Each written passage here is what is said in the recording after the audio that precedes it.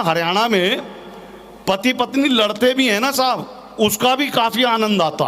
वो रोहतक में पति पत्नी की लड़ाई हो गई, अब वो अपनी भाषा का सौंदर्य होता है अलग अलग, वो पति पत्नी की लड़ाई हो गई, बहस होने लगी हरियाणा में।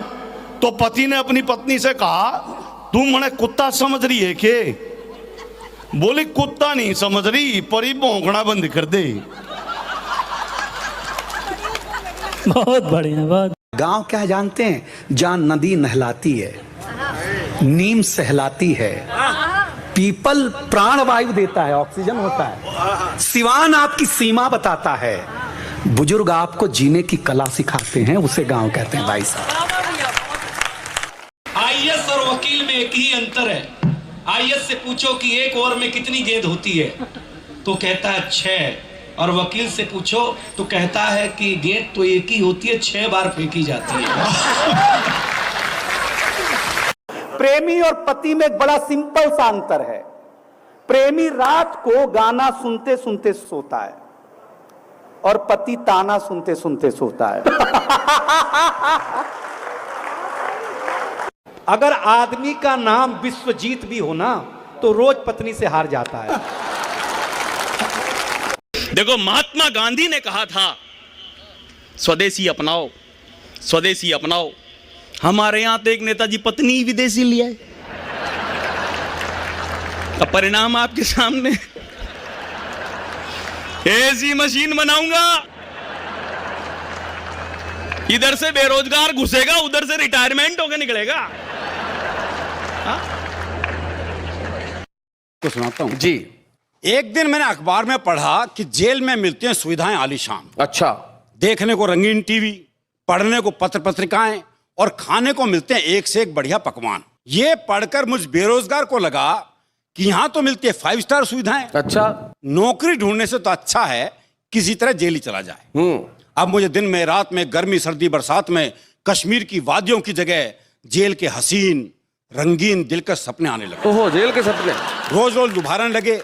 मेरी आत्मा मुझे बार बार कचोटती, मूर्ख, कवि सम्मेलन में चला जाता है, इससे तो जेल क्यों नहीं हुआ था। बहुत अच्छे। जेल जाने की धुन में मैं इस कदर बीमार पड़ गया, मलेरिया की जगह जलेरिया में जकड़ गया। जलेरिया, बहुत अच्छे। मैं पिछले दिनों गया था दिल्ली में तिहाड़ जेल में। हंसने की क्या बात है, कविता पढ़ने गया था भाई। तो कविता पढ़ने गया तिहाड़ जेल में, वहां पे एक सिपाही एक कैदी को कह रहा था, बोले नहा धो के तैयार हो जा, 2 घंटे बाद तेरी फांसी है। तो बड़ा चौंका कैदी, बोले भाई मेरी फांसी तो 2 महीने बाद तय हुई थी। बोले ना जेलर साहब कह रहे हैं मेरे गांव का आदमी है, इसका काम पहले।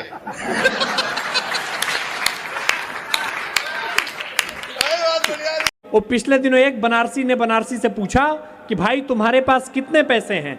उसने बोला भाई देख, पैसे की बात मत कर, 15 लाख तो मोदी जी के पास पड़े हैं। हाँ। और 5 बोरा आलू राहुल गांधी के पास सोना बनाने के लिए पड़ा है। हाँ। जब तक मोदी जी 15 लाख दे नहीं देते तब तक उन्हें प्रधानमंत्री पद से हटने नहीं दूंगा, और जब तक 5 बोरा आलू राहुल गांधी सोना बना के नहीं दे देते तब तक उन्हें प्रधानमंत्री बनने नहीं दूंगा। ऐसे कमाल कमाल के बनारसी लोग होते हैं। वो शादी के 2 दिन बाद दूल्हा उसी ब्यूटी पार्लर में गया जहां से उसकी बीवी ने मेकअप करवाया था। उसने पार्लर वाली मैडम को एक आईफोन गिफ्ट किया, थैंक यू बोला और वहां से चला गया। मैडम ने खुशी के मारे आईफोन का डिब्बा खोला तो उसमें नोकिया 1100 पड़ा था। और साथ में एक पर्ची थी, पर्ची पर लिखा था सेम फीलिंग हियर। अंग्रेजी के अलावा हिंदी में भी कुछ ऐसे शब्द होते हैं जो साइलेंट होते हैं। जैसे आपने ध्यान दिया होगा कि जब भी कोई दुकानदार मोल भाव करते समय कहता है कि आपको ज्यादा नहीं लगाएंगे, उसमें चूना शब्द साइलेंट होता है। शादी के समय जब कहा जाता है कि हमारी लड़की तो गाय है गाय, उसमें सिंग वाली शब्द साइलेंट होता है। ठीक उसी तरह जब दुल्हन की विदाई के समय कहा जाता है ख्याल रखना, उसमें अपना शब्द साइलेंट होता है।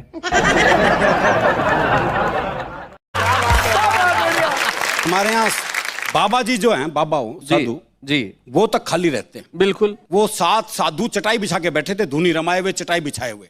एक छोरा पहुंच गया जो सबसे बूढ़ा बाबा था, उसको हाथ दिखा के बोला, बाबा एक छोरी ना बहुत प्यार करूं हूं। अच्छा। पर वो घास ही ना डालती। हाँ। तो सबसे बूढ़े बाबा ने सबसे छोटे बाबा को आवाज लगाई, बोले रामलाल एक चटाई और बिछा दे। तो बता रहा था जब सवाल उल्टे हैं जी। वो एक चौधरी साहब कुत्ते को घुमा रहे थे, तो एक ने पूछ लिया, बोले चौधरी कुत्ते ने घुमावा है? बोले ना, ऊंट है, कद छोटा रह गया इसका।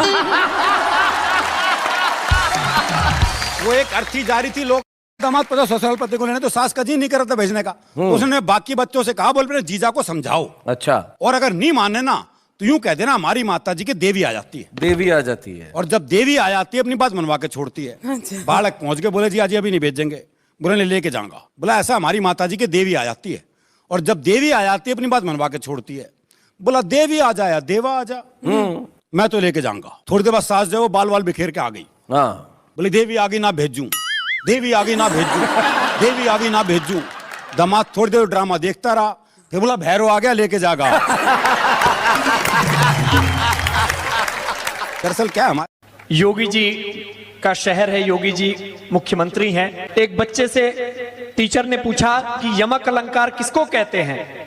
बच्चा बोला जहां एक ही शब्द कई बार आए और अलग अलग अर्थ दे उसको यमक अलंकार कहते हैं। तो टीचर ने बोला कि उदाहरण देकर बताओ। बच्चा बोला उत्तर प्रदेश में कोई धरने पे इसलिए नहीं बैठता क्योंकि योगी जी ऐसी जगह धरने लगते हैं कि धरने वाली जगह कहीं धरने लायक नहीं रहती। मेरी बीवी पड़ोस के पास गई और पड़ोसन को बोली माचिस दो माचिस। तो मेरी पड़ोसन ने अपने सास को आगे कर दिया, बोले इनको ले जाओ, ये जहां भी जाती हैं आग ही लगाती हैं। वो पिछले दिनों एक बनारसी ने बनारसी से पूछा कि भाई तुम्हारे पास कितने पैसे हैं? उसने बोला भाई देख पैसे की बात मत कर, 15 लाख तो मोदी जी के पास पड़े हैं। हाँ, और 5 बोरा आलू राहुल गांधी के पास सोना बनाने के लिए पड़ा है। हाँ, जब तक मोदी जी 15 लाख दे नहीं देते तब तक उन्हें प्रधानमंत्री पद से हटने नहीं दूंगा, और जब तक 5 बोरा आलू राहुल गांधी सोना बना के नहीं दे देते तब तक उन्हें प्रधानमंत्री बनने नहीं दूंगा। ऐसे कमाल कमाल के बनारसी लोग होते हैं।